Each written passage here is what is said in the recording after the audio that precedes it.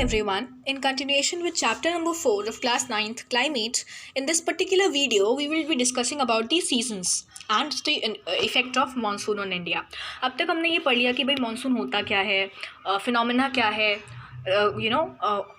Monsoon आता कैसे है, जाता कब है, कौन सा जनरली टाइम पीरियड होता है, वो एनसो क्या है, एल नीनो क्या है, all these things we discussed. Now हमारा जो क्लाइमेट है इंडिया का, that is the monsoon type of climate. इसकी वजह से हमारे यहाँ पे different distinct type of seasonal pattern होते हैं. हम सीज़न किसको बोलते हैं?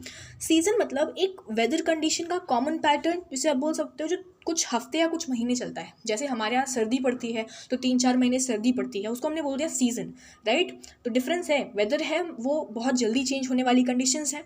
सीज़न जो है वो एक पर्टिकुलर टाइम तक 2 मंथ्स 3 मंथ्स एक शॉर्ट ड्यूरेशन तक ही चलता है, जो टिका होता है. जैसी वेदर कंडीशंस होती हैं उसे हम बोलते हैं सीज़न. और जो बहुत लंबे टाइम तक के होते हैं like for years, that is called as climate. ठीक है. तो इंडिया में because of the monsoonal type of climate यहाँ पे कुछ डिफरेंट टाइप ऑफ सीजन्स भी मिलते हैं. व्हाट आर दो सीजन्स? ठीक है, हमने जनरली 4 सीजन्स में क्लासीफाई करके रखा हुआ है, which is cold weather season, hot weather season, retreating monsoon and the advancing monsoon. ठीक है, लेकिन ये जानने वाली बात है, ये इंपॉर्टेंट है that these particular changes in seasons, ठीक है, कहीं पे सर्दी है, गर्मी है, इन सीजन्स के चेंज होने का इफेक्ट हमको कोस्टल एरियाज़ में कम देखने को मिलता है. ये इंटीरियर पार्ट्स में ज़्यादा देखने को मिलते हैं. क्यों? क्योंकि ऑब्वियस सी बात है, ये अगर इंडिया है तो यहाँ पे जो कोस्टल एरियाज़ में हैं, एरियाज़ लोकेटेड हैं, वो सी के बिल्कुल पास में है. तो उस पर क्या होता है, they have an moderating influence of C. अभी हमने प्रीवियस वीडियो में मॉडरेटिंग इन्फ्लुएंस ऑफ सी के बारे में बात की थी कि सी के आसपास होने से कैसे वहाँ का जो रीजन होता है, उसके आसपास का रीजन, वहाँ पर टेम्परेचर बिल्कुल मॉडरेट होता है. वहीं जो पार्ट्स बिल्कुल अंदर हैं, सी से काफ़ी दूर हैं, वहाँ पर एक्सट्रीम कंडीशंस आपको देखने में मिलेंगी. जैसे नॉर्दर्न प्लेन्स हैं, वो सी से बहुत दूर है, वहाँ पर सी का इन्फ्लुएंस नहीं होता, जिसकी वजह से वहाँ पर आपको एक्सट्रीम टेम्परेचर कंडीशंस देखने को मिलती है. एक्सट्रीम लेवल पे सर्दी और एक्सट्रीम लेवल पे गर्मी होती है. So moving ahead, let's move to the very first season, that is cold weather season. अगर हम now talking about cold weather season. Cold weather season India में लगभग नवंबर के आसपास से it starts, November end stage till February. 2 month सबसे ज़्यादा कोल्डेस्ट मंथ जो माने जाते हैं वो है January and December, right. We all experience, those who are living in the northern part of India, they all experience कि दिसंबर और जनवरी के मंथ में सबसे ज़्यादा ठंड पड़ती है. टेम्परेचर कंडीशंस लगभग डिक्रीज़ करती हैं बहुत ज़्यादा. ठीक है, नॉर्दर्न और जम्मू कश्मीर के रीजन में चले जाओ तो माइनस में भी हो जाती हैं. लेकिन जो साउथ के एरियाज़ हैं वहाँ पे टेम्परेचर कंडीशंस मॉडरेट रहती हैं, वहाँ पे 24 to 25 डिग्री सेल्सियस. क्यों ऐसा? हमने we have discussed why that those conditions are normal there. ठीक है, डेज कंपैरेटिवली वार्म होते हैं, नाइट्स कोल्ड होती हैं. ठीक है, and during this particular season north east trade winds जो हैं वो लगभग पूरी कंट्री में प्रिवेल कर रही होती हैं. वो लैंड टू सी मूव करने लगती हैं. लैंड टू सी क्यों मूव करने लगती हैं? अभी हमने डिस्कस किया था दैट गर्मियों के टाइम पे क्या होता है, लैंड जल्दी गर्म हो जाता है, लैंड जल्दी गर्म और जल्दी ठंडा होता है. लैंड के जल्दी गर्म होने की वजह से लैंड पे लो प्रेशर कंडीशन डेवलप हो गई, और हमने पढ़ा है wind move from a region of high pressure to low pressure. तो लैंड पे अगर लो प्रेशर रीजन क्रिएट हो गया तो सारी विंड्स उस तरफ अट्रैक्ट होने लगी. लेकिन अब क्योंकि क्या हुआ, ठंड पड़ने लगी तो लैंड तुरंत ठंडा भी हो गया, लेकिन अब सी जो है वो गर्म है. ठीक है, जिसकी वजह से अगर ये लैंड है इंडिया का, ठीक है, यहाँ पर फॉर इंस्टेंस ठंड बढ़ गई तो यहाँ पे हाई प्रेशर क्रिएट हो गया और सी पे लो प्रेशर, तो सारी विंड्स जो हैं वो लैंड टू सी मूव करने लग जाती हैं. Right, quite simple, clear phenomena.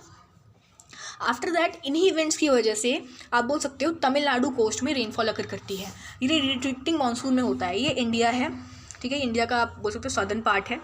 Sorry, this is the southern part of India, let's just suppose. ठीक है, तो क्या होता है, जब विंड यहाँ से मूव कर रही होती हैं, वापस आ रही होती हैं, लैंड टू सी मूव कर रही होती हैं, तो यहाँ से आते आते because of the Coriolis effect, Coriolis effect हमने क्या पढ़ा था, ये ऐसा फोर्स जो कि अर्थ के मूवमेंट की वजह से जनरेट होता है. तो ये स्लाइटली जो है वो इस तरफ बेंड होने लगती हैं, और क्योंकि ये सी की तरफ से आ रही होती है तो उन्होंने अपने साथ मॉइस्चर ले रखा होता है, और ये कोरोमंडल कोस्ट से यानी तमिलनाडु कोस्ट से टकराती हैं और यहाँ पर ये रेनफॉल कॉज करती हैं. Is it clear? तो जब एडवांसिंग मानसून का सीज़न होता है तब तमिलनाडु अकेला ऐसा स्टेट है जहाँ पर मानसून विंड्स की वजह से बारिश नहीं होती है. बल्कि रिट्रीटिंग मानसून में तमिलनाडु अकेला एक ऐसा स्टेट है जहाँ पे रिट्रीटिंग मानसून विंड्स की वजह से बारिश होती है. ठीक है, again influenced by this relief winds जो है वो Ganga valley from like they blow through the Ganga valley from west to north west also. Weather generally clear sky इस टाइम पे होती है, ठीक है, लो टेम्परेचर, लो ह्यूमिडिटी होती है, फॉग वगैरह भी आपको देखने को बहुत ज़्यादा मिलता है। अगर आप कोल्ड वेदर सीजन की बात करोगे तो एक स्पेशल फीचर ये है कि साइक्लोनिक डिस्टर्बेंसेज वेस्ट से उठ के आते हैं। वेस्ट से उठ के मतलब वेस्टर्लीज के इन्फ्लुएंस में, जो कि वेस्ट फ्लोइंग विंड्स होती हैं, उनके वेस्टर्ली जेट स्ट्रीम के इन्फ्लुएंस में होकर के मेडिटेरेनियन सी पे जो कि लो प्रेशर जोन्स होते हैं, जो कि वहाँ पे साइक्लोन्स क्रिएट होते हैं, उनसे मॉइस्चर उठ के वो हवाएं यहाँ पर उनका इन्फ्लुएंस लाती हैं, और जिसकी वजह से हमारे नॉर्दर्न इंडिया में पंजाब, हरियाणा और वेस्टर्न यूपी के जो रीजन्स होते हैं वहाँ पर बारिश होती है, ठीक है, जिसे हम वेस्टर्न डिस्टर्बेंसेस बोलते हैं।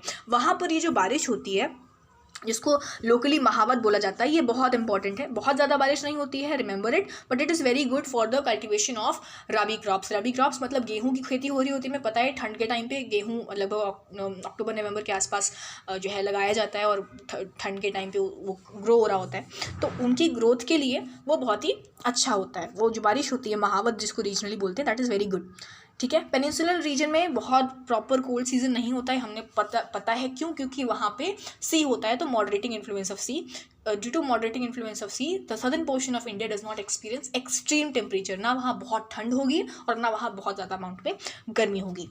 Now moving ahead, after cold weather season we have the hot weather season, जिसे हम जनरली बोलते हैं समर सीजन, ठीक है। देखो ये जो कोल्ड वेदर सीजन, ये हॉट वेदर सीजन है, ये है सन की मूवमेंट की वजह से। बेसिकली सन तो वहीं पे है, बट अर्थ की टिल्ट हो जाने की वजह से। पहले नदर्न पोर्शन थोड़ा सन की तरफ टिल्टेड, अभी सदर्न पोर्शन, यानी कि अगर ये सन है, ठीक है, तो इधर अर्थ का टिल्टेशन कुछ इधर था, ठीक है, यानी सदर्न हेमिस्फीयर जो था वो सन को एक्सपोज था, तो सदर्न पोर्शन में गर्मी पड़ रही थी और नॉर्दर्न पोर्शन में बोल सकते हो आप ठंड पड़ रही थी। अभी तक जो सन का एरिया था वो ऐसा था कि ये सन है आपका और ये अर्थ है, तो अर्थ ऐसे टिल्टेड वे में थी कि उसके सदर्न पोर्शन में गर्मी पड़ रही थी और नॉर्दर्न पोर्शन में ठंड पड़ रही थी। लेकिन अब अर्थ का टिल्ट कैसा होने लगा, अब अर्थ का टिल्ट जो है वो सन अगर ऐसे है, तो अब अर्थ का टिल्ट ऐसे होने लगता है टूवर्ड्स दिस सीजन। जब तक मार्च वार्च का महीना आता है, तो अर्थ में नदर्न पोर्शन में जो सन रेज हैं वो ज़्यादा पहुँचने लगती हैं, तो नदर्न पोर्शन में ठंड, नदर्न हेमिस्फीयर में गर्मी पड़ने लगती है, ठीक है। अब वहाँ पे क्योंकि सन की पोजीशन जो है एक shift towards tropic of Capricorn, और ट्रॉपिक ऑफ कैप्रिकॉर्न में शिफ्ट होने की वजह से वहाँ पर सन रेज पड़ती हैं, सन रेज पड़ने की वजह से वहाँ पर गर्मी स्टार्ट हो जाती है। एक्सट्रीम टेम्परेचर्स, लैंड रीजन जितने भी हैं, राजस्थान का एरिया, यूपी का एरिया जो भी है, वहाँ पे एक्सट्रीम अमाउंट ऑफ टेम्परेचर होगा। वहीं जो पेनिनसुलर एरियाज़ हैं साउथ पोर्शन में, जहाँ सी आसपास है, वहाँ पे मॉडरेटिंग इन्फ्लुएंस ऑफ सी की वजह से एक्सट्रीम टेम्परेचर नहीं जाएगा, वहाँ पे एक जनरल टेम्परेचर ही रहेगा आपका, ठीक है। One thing is that summer months की वजह से, ये जो समर आया, ठीक है, इस पर्टिकुलर ये जो सन की प्रेजेंस की वजह से, ये जो हाई टेम्परेचर क्रिएट हुआ, इसकी वजह से लो प्रेशर क्रिएट हुआ, तो ये जो समर्स आते हैं इंडिया में, इसी की वजह से मानसून विंड्स यहाँ पे अट्रैक्ट होती हैं, ठीक है, हमारे हमारे इंडियन पेनिनसुलर, इंडियन रीजन की तरफ, Indian country, continent, sub continent की तरफ जो विंड्स हैं वो अट्रैक्ट होती हैं। Summer months they experience rising temperature and falling air pressure in northern part of the country.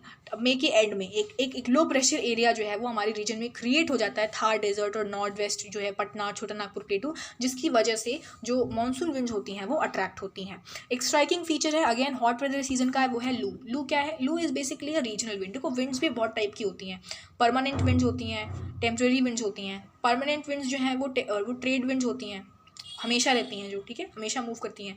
वही जो टेम्प्रेरी विंड्स होती हैं उसमें आप बोल सकते हो मानसूनल विंड्स होती हैं, जो कि एक पर्टिकुलर टाइम पीरियड के लिए आती हैं, ठीक है। एक टाइप ऑफ विंड्स होती है रीजनल विंड्स, जो कि एक पर्टिकुलर रीजन में मिलती हैं, आपको बड़े एरिया में नहीं मिलेंगी, वो सिर्फ और सिर्फ रीजन में मिलेंगी, ठीक है। तो उसी में एक टाइप है लू। लू एक बोल सकते हो they are very hot gusty dry winds, जो कि northern portion of India, northern plain of India में फ्लो करती हैं, and they very hot wind. आपने अपनी दादा दादी को या मम्मी पापा को बोलते हुए सुना होगा, बाहर मत जाओ लू लग जाएगी।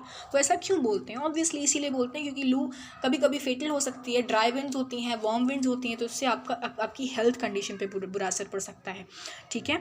कुछ कहीं कहीं पे डस्ट स्टॉर्म्स वगैरह भी आते हैं, ठीक है। यही स्टॉर्म्स कहीं कहीं पे थोड़े आप बोल सकते हो हल्की फुल्की रेन भी लाते हैं, ठीक है। कहीं कहीं पे इसी की वजह से लोकल थंडर स्टॉर्म्स भी आते हैं, थोड़ी तेज़ स्पीड में विंड ब्लो करने लगती हैं, तो टॉर्रेंशियल रेनफॉल हो जाती है, अच्छी खासी बारिश भी हो जाती है। इसीलिए इसको वेस्ट बंगाल के रीजन में काल बैसाखी बोला जाता है, ठीक है। और वहीं समर सीजन के एंड तक आते आते मानसून के अराइवल से पहले प्री मानसून शावर्स होते हैं केरला और कर्नाटका के रीजन में, जिसकी वजह से वहाँ पे जो मैंगोज होते हैं वो राइपन हो जाते हैं, which actually these pre monsoonal showers help in the ripening of mangoes there. इसलिए केरला कर्नाटका के रीजन में इसको मैंगो शावर्स भी बोलते हैं, ठीक है। So this is very important for 1 markers. Mango showers, Kal Baisakhi, loo, ये आपको पता होना चाहिए। This is all about the hot weather season. अब हम बात करते हैं advancing monsoon, that is rainy season. Early June के आसपास हमने पढ़ा लो प्रेशर कंडीशन क्रिएट हुआ, क्यों? क्योंकि टेम्परेचर हाई था, तो लो प्रेशर जोन जो है वो क्रिएट हो गया, जिसकी वजह से सारी विंड जो है वो इंडिया की तरफ अट्रैक्ट होने लगी और इक्वेटर को क्रॉस करती हैं जब विंड्स, ट्रेड विंड्स। तो बिकॉज ऑफ कोरियोलिस इफेक्ट, ये अगर इक्वेटर है तो अगर विंड्स ऐसे ऐसे आ रही हैं ट्रेड विंड्स, तो कोरियोलिस इफेक्ट की वजह से दे डिफ्लेक्ट टूवर्ड्स राइट, और यहाँ पे आपका इंडिया है तो वो इंडिया की तरफ मूव करने लगती है, ठीक है। They start moving towards India itself. अब इंडिया में क्या होता है, अगर आप इंडिया के मैप को ध्यान से देखोगे तो ये आपका बिल्कुल नॉर्दर्न पोर्शन है, ठीक है। This is a very rough map, सो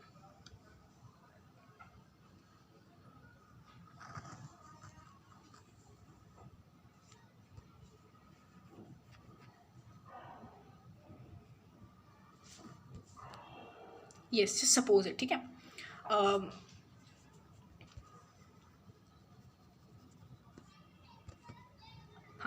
ये अगर आपकी विंड्स यहाँ जो मानसूनल विंड्स है वो यहाँ आती है, तो ये वेस्टर्न घाट्स आपके पड़ेंगे। तो हमने पढ़ा था ओरोग्राफिक रेनफॉल में क्या होता है, अगर ये माउंटेन है तो ये साइड जहाँ पे विंड्स आके टकराती हैं और रेनफॉल क्रिएट करती हैं उसे हम बोलते हैं विंडवर्ड साइड, यहाँ पे ज़्यादा रेनफॉल होती है। और यहाँ तक आते आते विंड्स जो है वो लगभग ड्राई हो जाती हैं, तो लीवर्ड साइड में बारिश कम होती है या बिल्कुल ना के बराबर होती है, ठीक है। तो ये विंड्स आई तो इन्होंने वेस्टर्न घाट्स के विंडवर्ड साइड में बहुत अमाउंट में रेनफॉल करी, कुछ विंड्स बच के इधर भी गई। और इंडिया की क्योंकि टेपरिंग शेप है यहाँ पे, ठीक है, टेपरिंग शेप है, मतलब थोड़ी सी अनड्यूलेटेड है, तो इसकी वजह से 2 भाग में बट जाती है, अरेबियन सी ब्रांच और ये बे ऑफ बंगाल ब्रांच, जो कि सीधा यहाँ पे जाके गारो खासी जयंतिया से टकराती है और इधर म्यांमार तरफ चली जाती हैं, कुछ अराकन योमा में टकराती हैं। तो यहाँ पे जो टकराई गारो खासी जयंतिया मौसम राम के एरिया में बहुत अमाउंट में रेनफॉल करी, वेस्टर्न घाट्स में बहुत अमाउंट में रेनफॉल करी। फिर ये विंड्स आगे बढ़ती हैं, धीरे धीरे मूव करती रहती हैं, और ये विंड्स यहाँ गारो खासी जयंतिया और इस पर्टिकुलर एरिया में जो माउंटेन रेंजेस हैं उनसे टकरा के यहाँ रेनफॉल करने के बाद ये डिफ्लेक्ट हो जाती हैं और ये हिमालय से टकराती हैं, ठीक है। ये हिमालय से टकराती हैं और ये विंड्स भी सीधे हिमालय से टकराती हैं, जिसकी वजह से ये नॉर्दर्न प्लेन जो है इंडिया का, वहाँ पर बारिश होती है। अब आपके दिमाग में ये डाउट हो सकता है कि यहाँ पे जितने माउंटेन रेंजेस हैं उनसे टकरा करके ये बारिश क्रिएट कर रही हैं, ठीक, सही बात, लेकिन अरावली भी तो है राजस्थान में, तो राजस्थान में बारिश क्यों नहीं हुई, वहाँ पे डेजर्ट क्यों है? Good question. इसके पीछे क्या है, लॉजिक है कि अगर आपने अरावली का शेप कभी ध्यान से देखा हो,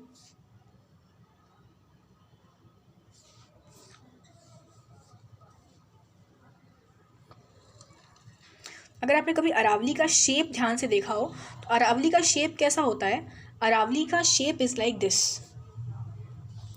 अरावली कुछ यहाँ पे है, अगर आप ध्यान से देखो, पहली चीज़ अरावली ओल्ड माउंटेन्स हैं तो वो थोड़े से डेन्यूडेड हो चुके हैं, उनकी हाइट कम हो चुकी है, और दूसरी चीज़ वो विंड्स के पैरेलल पड़ जाते हैं, ठीक है, जिसकी वजह से राजस्थान में बारिश बिल्कुल ना के बराबर होती है, ठीक है। और यही विंड्स फिर हिमालय से टकराते हैं और हिमालय से टकरा के ये विंड्स मिलके नॉर्दर्न पोर्शन में बारिश लाते हैं, ठीक है। So this is about the advancing monsoon, fine.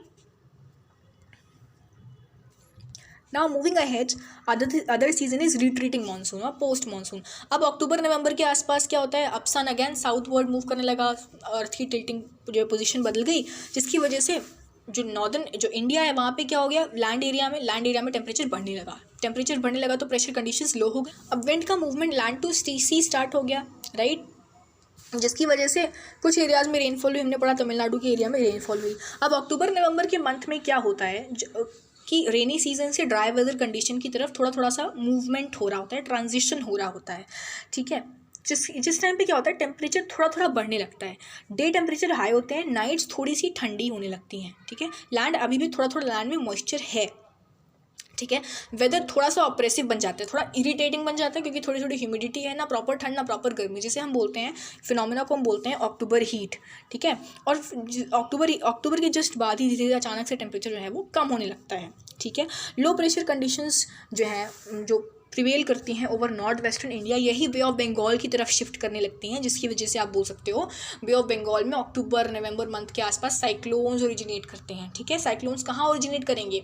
उस एरिया में सी के जहाँ पे थोड़ा टेम्परेचर कंडीशंस हाई होने लगती हैं। टेम्परेचर हाई हो जाता है तो प्रेशर लो हो जाता है, और प्रेशर लो होने की वजह से वहाँ पे विंड्स अट्रैक्ट हो जाती हैं, ठीक है। बाकी साइक्लोन्स के बारे में हम आगे पढ़ेंगे, ठीक। Now these are very destructive also. Cyclones हमें पता है कितने डिस्ट्रक्टिव होते हैं to the life and property of people who are living around that region. Now moving ahead, ये हमने चारों सीजन्स के बारे में पढ़ लिया, समर, विंटर, ठीक है, retreating and advancing monsoon. Now distribution of rainfall, अभी हमने पढ़ा कि कुछ रीजन्स में यहाँ पे कुछ फैक्ट्स दिए हुए हैं कि भाई वेस्टर्न घाट्स के जो कोस्ट घाट्स है, जो वेस्टर्न कोस्ट है, वहाँ पे 400 सेंटीमीटर तक रेनफॉल जाती है। मौसम राम में बहुत हाई अमाउंट में रेनफॉल जाती है। नॉर्दर्न प्लेन में भी मॉडरेट रेनफॉल होती है। वही राजस्थान के कुछ एरियाज़ में आप चले जाओ, जैसलमेर वगैरह, जोधपुर, तो वहाँ रेनफॉल बहुत कम होती है। जम्मू कश्मीर में लेह जो लद्दाख रीजन है वहाँ तो और कम बारिश होती है, ठीक है। So they are telling about the distribution of rainfall which is uneven. Monsoon आता है, उसकी इवेंट्स पूरे ऑल ओवर इंडिया में आती हैं, बट रेनफॉल बहुत ही वैरी करती है फ्रॉम रीजन टू रीजन, क्योंकि हमारे यहाँ जो मानसून विंड्स हैं उनका मतलब जो रेनफॉल होती है वो ओरोग्राफिक रेनफॉल होती है। और ओरोग्राफिक रेनफॉल कैसी होती है? उसमें क्या होता है, विंडवर्ड साइड ज़्यादा बारिश होगी, लीवर्ड साइड कम बारिश होगी, ठीक है। Now moving ahead, monsoon as a unifying bond. हमने अब तक देखा कि भाई हिमालयाज़ किस तरह से हमारे सब कॉन्टिनेंट को साइबेरियन ठंडी हवाओं से प्रोटेक्ट करते हैं ना। अलग अलग आप बोल सकते हो हमारे इंडिया में अलग कल्चर है, डाइवर्सिटी, अलग अलग टाइप के लोग हैं, है ना, अलग अलग लैंग्वेजेस हैं, अलग अलग तरीके का खाना पीना है, सब कुछ डिफरेंट है, बहुत डिफरेंट है। बहुत वेरिएशंस एग्जिस्ट करते हैं, कहीं प्लेन्स हैं, कहीं प्लेटू है, कहीं पे डेजर्ट एरिया है ना, कहीं कोस्टल एरियाज़ हैं। तो these all things very, but there is one unifying bond in the entire country, वो है मानसून विंड्स। मानसून ऐसी विंड है जो कि ऑल ओवर कंट्री फ्लो करती है, भले टाइम अलग हो, भले कहीं आप बोल सकते हो ऑनसेट में बिल्कुल आ गई हो, कहीं तब भाई बल्कि कहीं पे दिसंबर में वही विंड्स ला रही हूँ, मतलब वही रेनफॉल ला रही हूँ, जैसे तमिलनाडु का रीजन हो गया। बट आप एक चीज़ समझ सकते हो that these monsoon winds roam throughout the country, so they act as a unifying bond. और इन्हीं मानसून की विंड्स के स्वागत के लिए हमारी कंट्री में अलग अलग तरीके के फेस्टिवल्स होते हैं जिसको हम सेलिब्रेट करते हैं, ठीक है। We celebrate different types of festivals. और ये उस मानसून का बहुत बड़ा इम्पैक्ट है हमारी कंट्री की वेजिटेशन पे, हमारे यहाँ की वाइल्ड लाइफ पे, हमारे यहाँ के एग्रीकल्चरल कैलेंडर पे कि कब कौन सी चीज़ की खेती होगी, कहाँ पे कब रबी क्रॉप्स ग्रो करेंगे, कहाँ पे कब खरीफ क्रॉप्स करेंगे, क्योंकि of course India is an agrarian economy. Agriculture पे हमारी कंट्री आज भी बहुत हद तक डिपेंडेंट है। तो एग्रीकल्चर पे और हमारे यहाँ मध्यम वर्गीय किसान हैं जिनके पास बहुत हाई फैसिलिटी नहीं है कि वो आर्टिफिशियल रेन करा सकें, ठीक है। वो ऑब्वियसली हम सब के सब नेचुरल सोर्स पे डिपेंडेंट है। तो मानसून दो it's highly unpredictable, unreliable, but India की मेजॉरिटी पॉपुलेशन, इंडिया का कल्चर पूरी तरह से वो मानसून पे रिलाई करता है, right. These monsoon winds actually they bind the whole country by providing water to set the agricultural activities in India, because India is an agrarian economy। और India के हर टाइप के कल्चर को bind करने का सिर्फ एक मतलब आप बोल सकते हो बाइंड करने का काम करता है मानसून, ठीक है, monsoon winds. And I think that's all about the chapter climate, various features and various phenomena related to it. It's a very good and interesting chapter. I hope all the concepts are clear. Thank you.